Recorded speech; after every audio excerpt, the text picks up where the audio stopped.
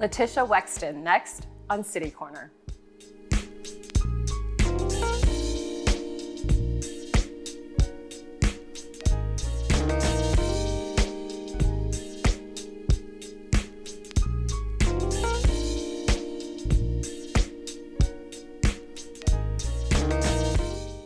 Hi, I'm Sarah Thompson and welcome to City Corner. Today, I'm joined by a remarkable individual. Her name is Letisha Wexstten. She was born without any arms, but at a very early age learned to do everything with her feet. Her story is remarkable. You're gonna learn about it today.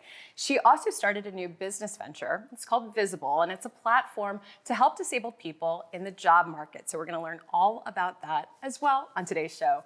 But now I'd like to introduce and welcome Letisha Wexstten. Thank you so much for joining me. Hi.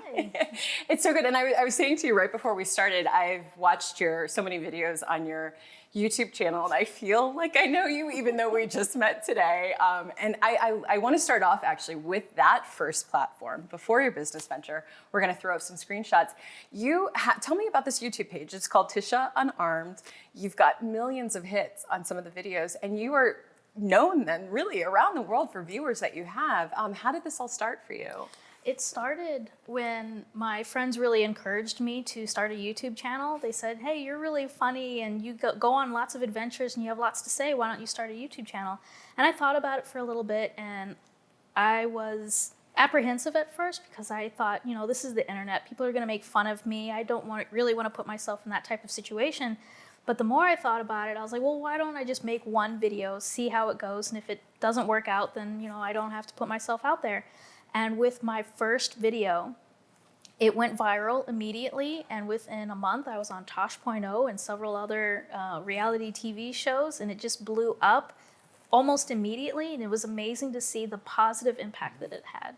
I was saying you're really good on camera, and you are, and I mean very, very, very natural. And what's really great about the videos, and we have one queued up, we can just roll it, is it's very intimate. You just sort of openly share, hey, I love how one of them you start, you're like, hi, I have no arms. And it's like something not somebody might be afraid to say. You just put sort of everything out there. And you really, with your videos, talk about it. You're showing, like with this one, really day-to-day things. I mean, how did you think about this, in terms of all the different videos that you're going to do? Because this one has well over 1 million hits.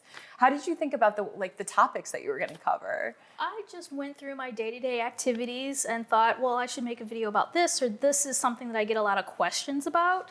And it was much easier to direct someone to a video than trying to explain to him, this is how I drive with this type of equipment. And so being able to show them instead of trying to explain it to them made it easier for me when meeting new people. What's really interesting too about your channel is there's these ones, and we're going to play some of them throughout the show, where it's like going to the drive-thru and this and that, but you also have very open about your emotions, about your story. I mean, was that something initially that you became quite comfortable talking about your life, or was it just as you got used to the response from the YouTube videos? I think a little bit of both, actually. I've been very open in my life. I would love to answer questions, especially at the grocery store. A little 7-year-old kid would turn around and say, hey, that person doesn't have arms, and they really want to talk about it, but their parents might be a little apprehensive about meeting some new person. So I like to introduce myself and say, yeah, I'm born without arms, but I'm still able to do things, and that kind of changes this perspective, not only for that child, but for the parent to say, oh, I can talk to someone in the line at the grocery store. And having a lot of people ask me some personal questions made me really want to make videos on those topics because it was hard to explain in person. And what's really interesting about it is as you get to know you're sitting right here in front of me, but as one watches and they get to know you, I mean, they feel like that they know you because you are so personable in talking about your story, which then leads to my next question, which, we're really here to talk about, I know, V15able, which is a great business venture. You've got an arch grant. We're going to get into all those details. But I mean, briefly for viewers who are watching this, do you have your short end of your story that you normally tell about your upbringing in your life? Well, I guess the short end of it is that I was born without arms. My parents were very supportive. They always wanted me to be independent. They told me that my best weapon in life would be my education and my independence. And so I really took that to heart to make myself, educated in any way that I could, whatever field that I wanted to be in, but also to make sure that I was able to do everything myself. Even if I may have needed help at the gas station pumping my gas later, I still know how to do it. It's easier if I ask for help. When I find myself in those situations where I need to be able to do something myself, I do know how to do it. When you watch, just in talking to you, your strength comes across. It's so evident. I think when you were growing up, was it always like that? Did it come from having to do that? Or was it really something that just more in your adult years kind of came about? Or were you just that little kid who, you had it? I mean, I imagine that there had to be experiences along the way that gave you perspective and also strengthened you as well, or? My parents were very supportive. They wanted me to learn how to do everything by myself, and I was very determined to do a lot of the things for myself. So I think the combination of those two things really helped me become independent. And when I did struggle with something, they really supported me in figuring out a way. So solving problems and becoming to solve my own issues became something that I really strived to do and almost proficient at. Well, talk about professionally. So I read, you're a graphic designer, is that correct? Yes. And so did you study graphic design in school? I did. And so you have your own kind of business for graphic design, and then Visible came about, or where does the transition go from being a graphic designer to then starting your new business venture? That's a great question, because Visible came from being a graphic designer. So I went to UMSL to get my bachelor's degree in graphic design. That was my passion. I'm very artistic, so I love painting. And our senior thesis project was to solve a problem. And the more research I did, I realized that a lot of people with disabilities have the problem of finding work in the employment industry. And realizing that my YouTube channel really aided me in finding work myself, just by showing what I was capable of and showing these, funny and quirky videos. I thought, how can I scale this so that other people can do the same thing? And so I designed and created a platform for people with disabilities to showcase their job skills. From there, my teacher says, this is a really good business idea. You should submit it to the EQ Accelerator program at UMSL. And I was like, oh no, I don't know. That's a business competition. What would I do there? And she's like, well, just apply and see what happens. And I said, okay. So I applied for that, and I got in. I won first place. So I got a $15,000 grant there. And from there, my mentors through the EQ Accelerator program said, let's apply for Arch grants. And I was like, I don't know, that's a business competition. And they're like, just do it. I'm like, okay. So we applied for Arch grants. We built out a beautiful business plan, but we were still in the idea and concept stage of this grand idea. And the folks over at Arch Grants saw potential, and they believed in me, they believed in the business, they believed in what I was planning on doing. And they gave me an Arch grant. So now I had $65,000 in my pocket and no product. Wow. And so now I'm nervous. I'm like, I have to actually do something. Yes, with Arch this. grants is serious business. I mean, kudos to you. It's very competitive. It's big, kind of to enter it. So, and some of the recipients, yourself included, are really remarkable. I'm so proud of all of the recipients. I'm so impressed with their businesses, and it was through the Arch grants that I was able to meet my team, to develop a relationship with them, and now they're that diving deep into the business with me. And with that, we were able to develop and I guess the word is develop. Yeah. They were able to develop the platform for people with disabilities to sign in and create profiles. Okay, so let's talk about that. We're gonna show some shots of the website. So you go onto visible.com, and this is where this is in development. But talk about the site and talk about what people will how to walk through the steps, because what it's utilized for. Sure. So when you go onto visible.com, you're greeted with our landing page. It's got some information about the statistics of people with disabilities and their employment rates and the struggle that businesses have hiring, and we want to solve those issues. So when you sign in and create a profile, you can upload information about your disability, you can talk about it, you can also show your job skills, your education, everything that you would see on LinkedIn, but our differentiator is that we really focus on the accommodations that a candidate would need in order to really showcase who they are to an employer. And we've got the feature on there where you can upload a video of yourself doing either a task or anything that would be related to the job. Got it, got it. So it's really, this is going to grow into, I mean, when I think back in the day of like monster.com or something, but really hosting profiles then. And so then where does the kind of next step go then for you to work with employers to then come to the site to, or to sort of have access to the site to the applicants? Is that kind of how it goes? Right, so right now we have designed it in 3 stages. So right now we're in stage 1. And stage 1 is where the candidate would create their profile, upload their information, and then they can copy the link to their profile and share it in their resume. They can share it on their LinkedIn page, basically anywhere they would want to.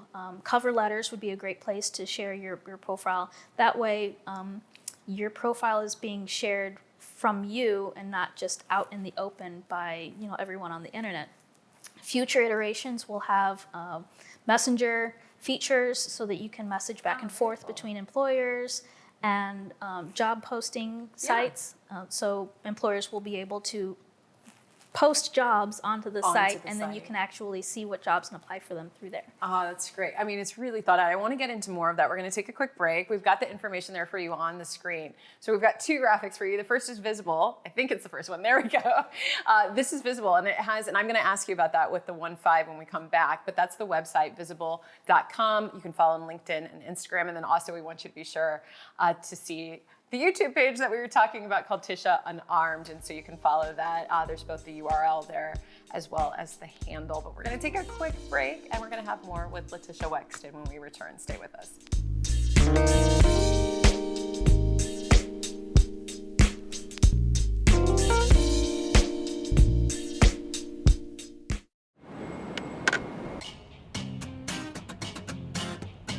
There's so many reasons to love St. Louis, you can't pick just one.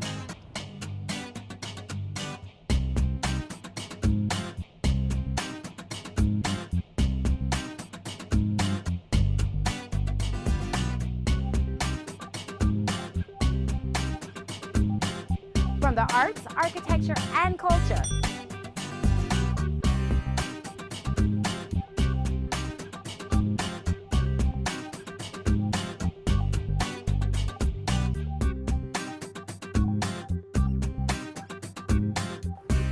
An all-new development, including the Cortex Community Center.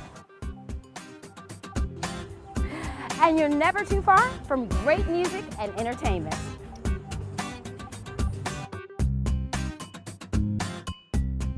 So come and experience St. Louis. This is the story of a boy who didn't talk for a long time. The boy liked things to always be the same. Any changes would scare and upset him. The unknown was an unfriendly place. The boy was very sensitive to lights and sounds. So he built secret hiding places where they couldn't get in. The boy didn't like looking people in the eye. He wasn't trying to be mean, it just made him feel uncomfortable. Sometimes he would flap his arms again and again. One day, I found out I had something called autism. My family got me help. Slowly, I found my voice and learned all the ways I could live with it better. Early intervention can make a lifetime of difference. Learn the signs at autismspeaks.org. It's so sad. It's not.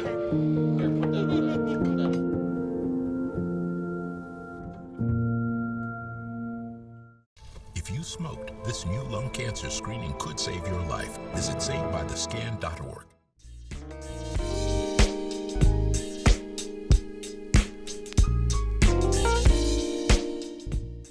I'm Sarah Thompson, and welcome back to City Corner. Today, I'm joined by Letisha Wexstten. She is the CEO and founder of Visible, and we're learning more about that business venture today. And so you were saying you're sort of in phase one, going into phase two. So when talking today, for people listening to this, I know you want to talk about more candidate supply, kind of where are you at with things in the launch, and what would you like for the public to know?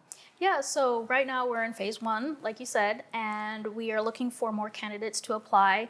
Anyone who's looking for work that needs a little bit of extra help, who has a disability, I would definitely encourage anyone to create a profile, upload their information, and just share it with employers. Our goal is to get 100,000 onto the platform, hopefully by the end of the year, but we'll see where that goes. And then we are also working on a portion of the site where employers will be able to post jobs onto the site, which is a really great development at the moment. And we're also encouraging businesses to sign up for our wait list so that when the platform is ready for them, we can invite them on and send them out that mass email. So when you go onto a lot, is there any specific area or type of job that is it open to any business and sort of any candidate, or is it anything narrowed down, or is it going to be categorized in that area of nonprofit, part-time, full-time? I mean, usually when you go on a lot of different, whether it's LinkedIn or other job sites, is it going to kind of operate in that same way? We will use our, the opportunity to filter out some of the things that, let me try to explain that a little bit better. The job posting site will have features to filter out. So when you are looking for a job, you can search for part-time or freelance, for full-time, those types of things. But we're not really limiting on what types of jobs are available, which is great because people with disabilities come in all shapes and sizes. They all have different types of skill sets and education levels. Yeah. Yeah, so we don't want to limit anything, so we're open to every type of industry. Well, when I was on your site, I mean, you have some really interesting data in there, and it was, one of them, the main one was that 60% of all disabled people in the United States of working age are unemployed. And yet every year there's so many jobs that go unaddressed. I mean, you're really tapping into an area which leads to my next question, because one of those facts on your site is part of your name. So talk about 15 and the importance of 15, because when we say Visible, your graphic is with the 15. So talk about that connection there and what that means in terms of the data. Yeah, we get a lot of questions about our name, but we worked really hard to develop something that had meaning to it. And the 15 represents the 15% of the global population of people with disabilities globally. Wow. And we want to represent them because we believe that they are capable, able people with disabilities who just want to work. And Visible's mission is to make them more visible to employers. I know, it's a great play on words, and we're looking at the logo, and it really, it works both ways. I mean, talk about in your personal experience. I know when I was looking at the site, it talked about that you had struggled yourself in the job market. What were some of those struggles?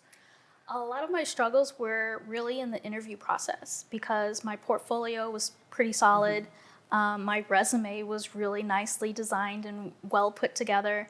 But in the interview process, I found that someone who doesn't know me, didn't really understand my capabilities, my skill set, even with my portfolio, it didn't really stand out for itself.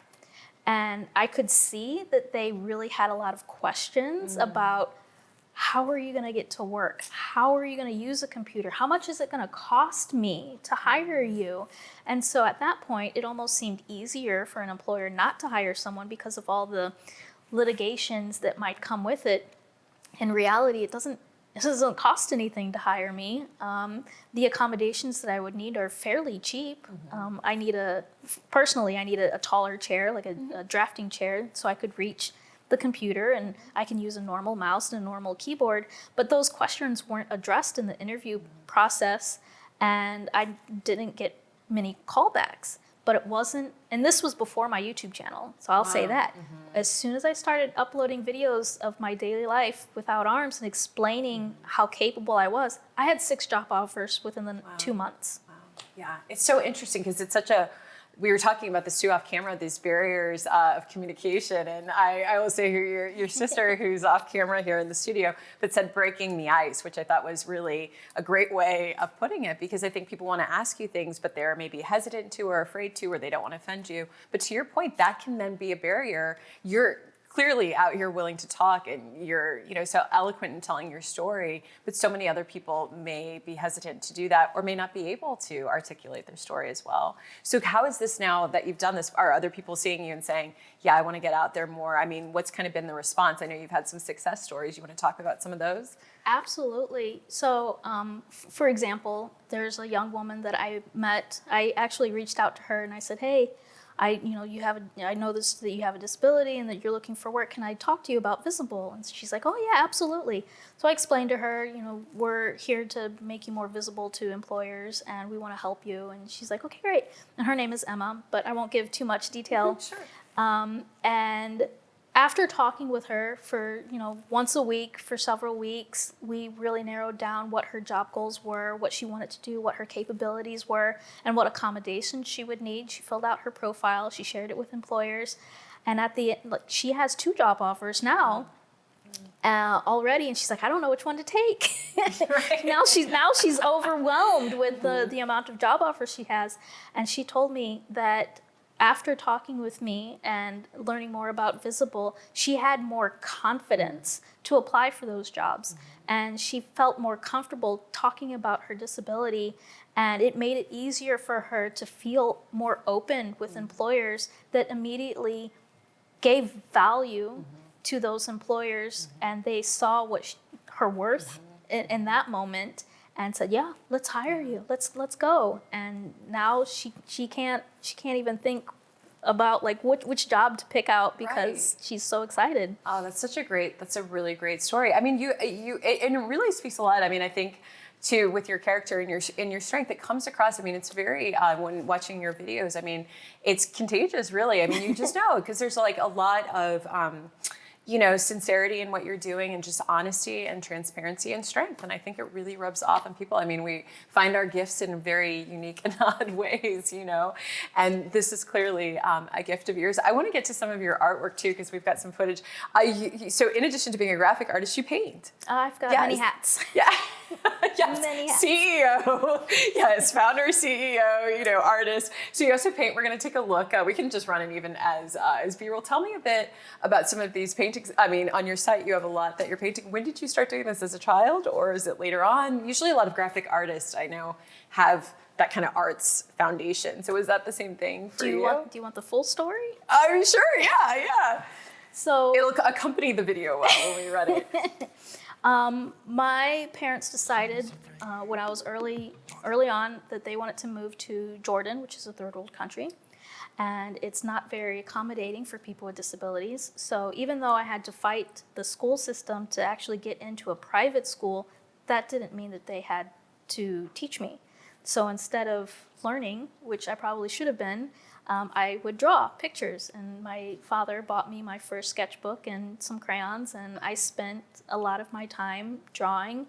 But they knew very quickly that I was not going to excel in that country because of the limitations, and even the opportunities were not there for people with disabilities. So I could go to school and get my education and still not be able to get a job because they just weren't willing to do anything. So they sent me back to America.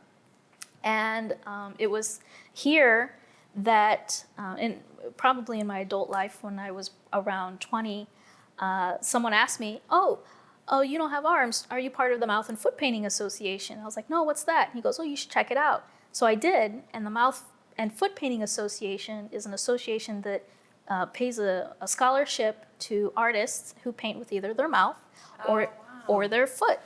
And I applied for them. They accepted me right away, and I've been painting for them ever since. I think this will be my 9th year painting for them. Wow. And so being a part of that organization really excelled my ability to paint and have my artistic ability. Yeah, and we're looking at some of your paintings. What an interesting story. That's really, really fascinating. Before we go, I do want to play in part of the show. We've got one of the videos. I think we've got queued up maybe the one where you're doing the drive-through. And the only reason I want to include this, everyone should go to your YouTube page, is it really shows just how you do such a great job with these and how you really invite people into your life to help not, be afraid to talk about what a disability is for not just yourself but other people. And so I appreciate about that, about the videos. And we want to go ahead and roll that. We've got it queued up, and then we'll come back and close the show. Thank you.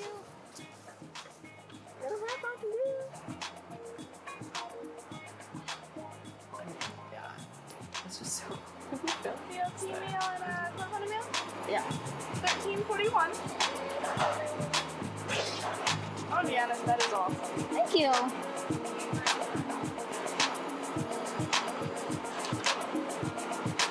Have a great day. You too.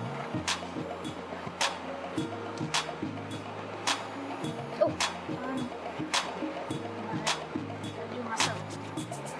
What? This is how I get my things. Yeah, I'm not helping you. I'm sleeping. You're not even here. I'm not here. Could unbuckle.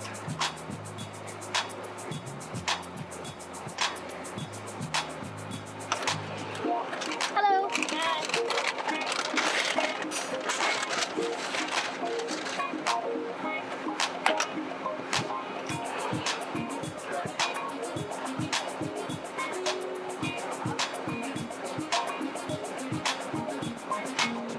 Thank you.